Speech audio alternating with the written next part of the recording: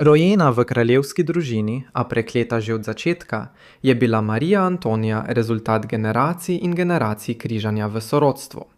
Pri komaj 16 letih je bila ujeta v hladen in brezčuten zakon, nato pa so jo preganjale ena za drugo tragične nosečnosti. Nesreča jo je spremljala kot senca in smola se je držala vsakega njenega koraka. Toda ali jo je preklelo usoda, ali pa je plačevala za nekaj veliko bolj zloveščega. Marija Antonija Avstrijska se je rodila 18. januarja 1669 v palači Hofburg na Dunaju, glavnem mestu Avstrije. Njen oče je bil Leopold I, zelo mogočen mož. Bil je cesar Svetega rimskega cesarstva, kralj Ogrske, Hrvaške in Češke. Njena mati je bila Margareta Terezija Španska, hči španskega kralja Filipa IV. In Marijane Avstrijske. Kot morda veste ali pa tudi ne, sta oba starša Marije Antonije izhajala iz mogočne Habsburške hiše, dinastije, ki je osvojila velik del Evrope, ne z vojno, temveč s strateškimi porokami in kančkom sreče. Habsburška hiša je imela kraljevske veje tako v Španiji kot v Avstriji. Med seboj pa so se poročali že od začetka 16. stoletja. Toda sčasoma se je njihova obsedenost z ohranjanjem moči spremenila v nekaj veliko bolj izprijenega. Niso se poročali le z daljnimi sorodniki, ne, šli so v skrajnosti. Bratranci in sestrične v drugem kolenu, bratranci in sestrične, celo strici in nečakinje. In ta stoletja neusmiljenih porok med sorodniki so dosegla vrhunec pri Mariji Antoniji. Ni bila le rezultat ene nesrečne zveze. Bila je rezultat generacij in generacij porok med strici in nečakinjami, kar je še pospešilo genetski propad dinastije. Seveda sta bila tudi njena starša, stric in nečakinja. Nekoliko zaskrbljujoče je, da je njena mati, Margareta Tereza, svojega moža celo ljubkovalno klicala stric. Vse to je pomenilo, da je bila Marija Antonija Habsburžanka z najvišjo stopnjo sorodstvenega parjenja vseh časov, celo bolj kot njen zloglasni stric Karel II. Španski. Imela je tako visok koeficient inbreedinga, da je bila bolj inbredirana kot otrok, rojen iz zveze med staršem in otrokom ali med bratom in sestro. Kaj je to pomenilo za Marijo Antonijo? Bi doživela enako tragično usodo kot Karel II. Ali pa se je nekako izognila prekletstvu obsedenosti svoje družine. Čudežno se je Marija Antonija rodila zdrava in je bila razmeroma normalen otrok, kar je glede na njeno skrajno gensko obremenjenost zaradi sorodstvenih porok presenetilo vse. A bila je izjema, ne pravilo. Kot drugi otrok iz globoko incestuoznega zakona svojih staršev je bila edina, ki je preživela dojenčkovsko obdobje, verjetno zaradi stoletij parjenja v sorodstvu, ki so oslabila njeno krvno linijo. Prvi otrok njenih staršev je bil deček po imenu Ferdinand, ki je umrl leto dni pred rojstvom Marije Antonije. Dva druga otroka, Janez in Marija Ana, sta se rodila leta 1670 in 1672. Žal sta oba umrla tudi v nekaj urah ali dneh po rojstvu. Potem pa je stvari še poslabšalo to, da je njena mati, Margareta Terezija, krhka in bolna ženska, umrla marca 1673 pri komaj 21 letih. Leta sorodstvenega parjenja so terjala svoj davek in kot toliko Habsburžanov pred njo je bila fizično šibka in jo je pestilo slabo zdravje. Marija Antonija je pri komaj 4 letih ostala brez matere in kot edini preživeli otrok iz globoko sorodstvenega zakona svojih staršev je bila nenadoma postavljena v negotov položaj. Bila je potencialna dedinja avstrijskega nadvojvodstva, vendar le dokler se njen oče ni ponovno poročil in dobil moškega naslednika. Avstrija še nikoli ni imela ženske vladarice in nihče ni bil prepričan, ali bi zakon to sploh dovoljeval. Če bi Leopold nepričakovano umrl, bi plemiči sprejeli žensko vladarico ali bi Avstrija zapadla v kaos. In Marija Antonija ni bila le možna dedinja Avstrije. Imela je tudi močno pravico do španskega prestola, kar jo je postavilo v središče ene najmočnejših in najbolj nestabilnih dinastij v Evropi. Marija Antonija je bila morda med vsemi Habsburžani najbolj zaznamovana s sorodstvenim parjenjem, vendar je njen stric Karel, znan kot Karel II. Španski, zaradi tega najbolj trpel. Od trenutka, ko se je rodil, ga je njegovo telo izdajalo.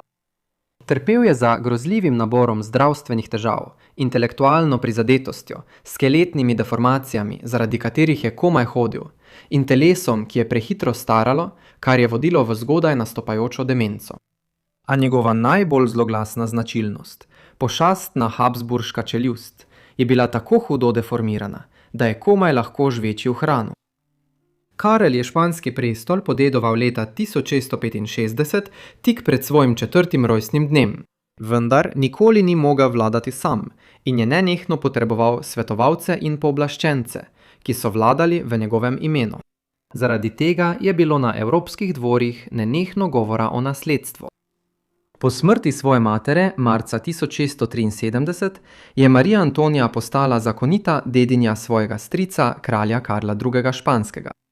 Čeprav je bil Karel takrat star komaj 11 let, so njegovo krhko zdravje in hude prizadetosti mnoge pustile v dvomih, ali bo sploh lahko imel otroka.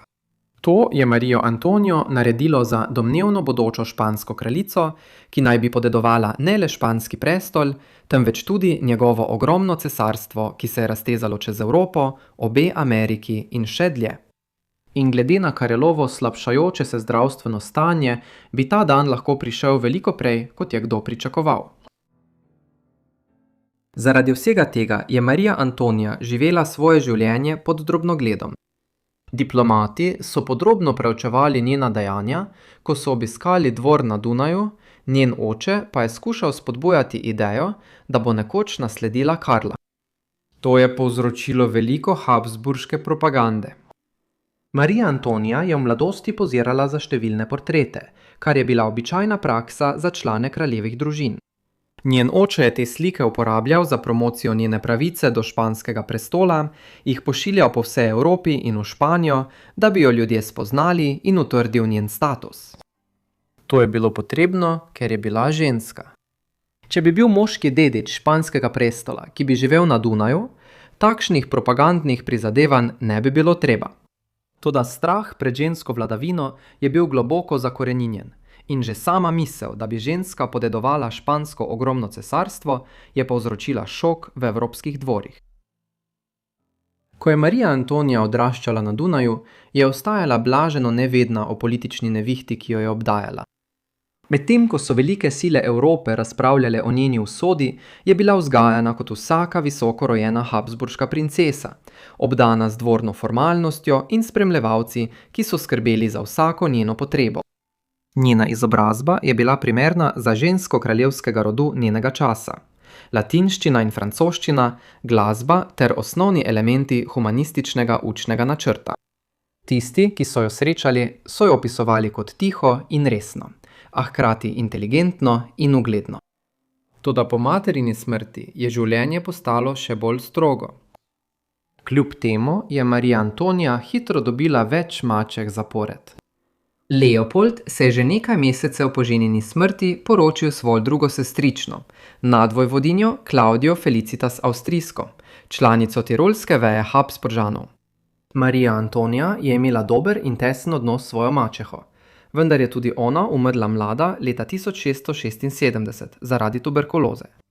Leopold se je nato poročil s tretjo ženo, nemško plemkinjo, ki je bila prav tako njegova druga sestrična, Eleonoro Magdaleno Neuburško.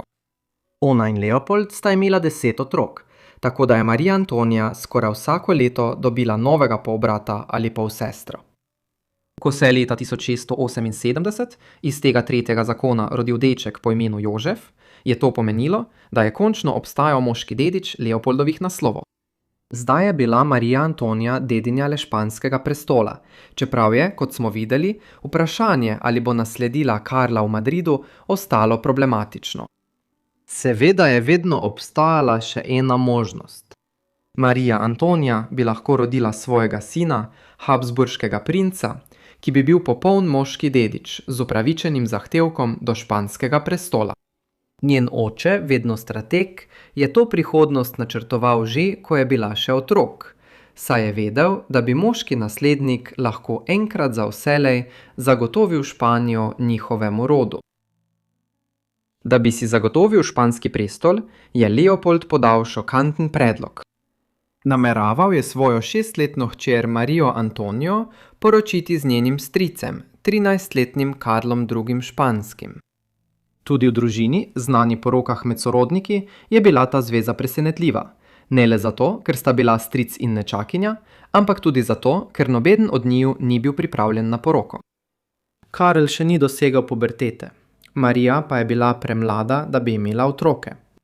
Kljub temu so leta 1676 uradno razglasili njuno zaroko in načrtovali poroko po pooblaščencu za december.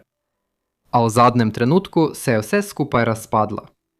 Naslednje leto je Kadel obvestil Leopolda, da ne more izpeljati tega. Španija je potrebovala dediča, njegova nečakinja pa je bila preprosto premlada. Na koncu se je Karel II. Leta 1679 poročil z Marijo Luizo Orleansko in s tem očitno zaprl vrata možnosti, da bi Marija Antonija postala kraljica Španije. Namesto tega se je pojavil nov načrt. Poroka naj bi bila z Viktorjem Amadejem II. Mladim vojvodo Savoje, ki je svoj naslov podedoval pri komaj 9 letih leta 1675. A ta zveza se nikoli ni uresničila. Namesto tega se je leta 1685 Marija Antonija poročila s svojim drugim bratrancem Maksimilijanom II., volilnim knezom Bavarske. Pri komaj 16 letih je zapustila Dunaj in odšla v München, kjer je začela novo življenje s svojim možem. Kmalu zatem je bil Maksimilijan imenovan za guvernerja španskih nizozemskih dežel in par je večino časa preživel v Bruslju. V Münchnu in Bruslju je bila Marija Antonija izjemno nesrečna. Na prvi pogled zakon ni bil slab. Maksimilijan je bil le nekaj let starejši od nje, poleg tega pa sta bila dovolj oddaljena sorodnika, da sta nekoliko zmanjšala habsburške poroke med sorodniki. A so bili tudi drugi problemi. Bil je družaben ekstrovert, ona pa je bila študiozna introvertka, ki ni marala dvornih ceremonij. Maksimilijan jo je pogosto obravnaval z nespoštovanjem, sodobnik pa ga je celo označil za enega najbolj izprijenih umov in src, kar si jih je mogoče zamisliti. Maksimilijan ni izgubljal časa z izdajo svoje mlade žene, saj je svojo ljubico odkrito razkazoval, medtem ko je Marija Antonija prenašala hladen, brez ljubezni zakon, v katerega je bila prisiljena. Vendar njeno največje trpljenje ni izviralo iz nezvestega moža, temveč iz njene lastne, preklete krvne linije. Tako kot številni njeni tragično predniki iz sorodstvenih porok, se je tudi ona borila z nosečnostjo. Dva njena sinova pa sta umrla ob rojstvu v letih 1689 in 1690. Do leta 1691 je bila Marija Antonija izčrpana. Ponovno noseča in nepripravljena prenašati Maksimilijanova ponižanja, je pobegnila na Dunaj ter za seboj pustila nezvestega moža. Govorice so se zdaj razširile, da se k njemu nima namena vrniti. Nato je oktobra 1692 kljub vsemu rodila zdravega sina, Jožefa Ferdinanda Bavarskega, otroka, ki bi lahko spremenil tok evropske zgodovine. Toda boj Marije Antonije za preživetje še zdaleč ni bil končan. Španski dvor je ob rojstvu Jožefa Ferdinanda, dolgo pričakovanega dediča, izbruhnil od veselja. Toda ta trenutek zmagoslavja je imel uničujočo ceno, življenje njegove matere. Marija Antonija je trpela zaradi poporodne okužbe, stanja, ki bi ga danes zlahka pozdravili z antibiotiki. Toda v 17. stoletju takšnega odrešenja ni bilo. Telo se je bodisi borilo proti okužbi ali pa ji je podleglo. Ko so tedni minevali, je njena vročina divjala in njene moči so pojenjale. Do decembra je bilo jasno, da izgublja bitko. Potem, na božični večer leta 1692, pri komaj 23 letih, je Marija Antonija izdihnila zadnjič in za seboj pustila svojega dojenčka, Jožefa Ferdinanda, krhko upanje za prihodnost Španije. Toda ker nasledstvo še vedno ni bilo jasno, so velike evropske sile že opazovale in čakale. Smrt Marije Antonije je na stežaj odprla vprašanje španskega nasledstva. Do takrat je bilo jasno, da njen stric Karel ne more imeti otrok in da je njegovo zdravje grozno. Sodobniki so pričakovali, da bo umrl vsako leto v 90. letih 17. stoletja, a je na koncu vztrajal vse do proti koncu leta 1700. V letih po smrti Marije Antonije so se avstrijski Habsburžani silovito borili, da bi utrdili svoj zahtevek do španskega prestola in njegovega ogromnega imperija. Njihov argument je bil, da je sin Marije Antonije, mladi Jožef Ferdinand, pravi dedič. Navsezadnje ni bil kar nekdo, ki je zahteval prestol. Bil je pravnuk kralja Filipa IV., ki je vladal v Španiji od 1621 do 1665, kar je pomenilo, da je bila njegova krvna linija ena najmočnejših povezav z izginjajočo špansko dinastijo. Večina opazovalcev na španskem dvoru se je strinjala, da je Marijin sin najprimernejši kandidat za nasledstvo Karla po njegovi smrti. Vendar je imela tudi francoska kraljeva hiša Bourbonov svoj zahtevek. Hči Filipa IV. Marija Terezija se je leta 1660 poročila z Ludvikom XIV. Francoskim kraljem. Iz tega zakona pa se je rodilo veliko otrok in vnukov. Med temi vnuki je bil deček po imenu Filip, pravnuk španskega kralja Filipa III., ki je vladal že na začetku 17. stoletja. Morda bi bil povsem spregledan, če ne bi bilo tragedije. Leta 1699 je edini preživeli sin Marije Antonije, Jožef Ferdinand, umrl za črnimi kozami, najbolj smrtonosno boleznijo tistega časa. Z njegovo smrtjo je zahtevek avstrijskih Habsburžanov za španski prestol propadla. Zato so morali svoje ambicije preusmeriti na enega mlajših Leopoldovih sinov, Karla, ki je kmalu postal novi kandidat za ogromno špansko cesarstvo. Ko je kralj Karel II. 1. novembra 1700 končno umrl brez otrok, se je španska veja Habsburžanov končala. Na smrtni postelji je Karel sprejel usodno odločitev. Za svojega naslednika je imenoval francoskega kandidata Filipa in tako zagotovil, da se bo Španija povezala s Francijo. Toda to je povzročilo ogorčenje po vsej Evropi. Avstrijci, ki so jih podpirali Angleži in Nizozemci, tega niso hoteli sprejeti in v nekaj mesecih je bila celina zajeta v vojno. Tako se je leta 1701 začela brutalna vojna za špansko nasledstvo. 13-letni boj, ki je vpletel skoraj vse večje evropske sile.